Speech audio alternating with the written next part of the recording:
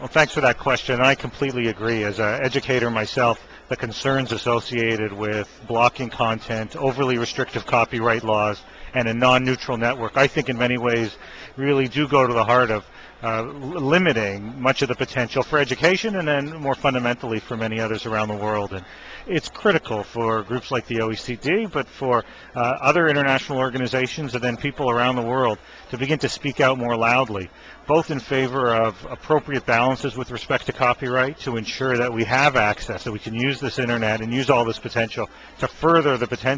further educational goals, distance education and the like, with sufficient flexibility within copyright, as well as ensure that attempts to block content, either blocking specific websites or scaling back or throttling bandwidth that's made available to certain kinds of applications, really violations of those basic net neutrality principles, are the sorts of things that we ought to reject and ought to ensure that our legal frameworks, both nationally and I think increasingly internationally, provides us with appropriate levels of protection, appropriate balance, and provide us with the kind of internet that I think we see we have the potential to have, and yet in the view of many, including the person who's asked this question, are seen to be under threat.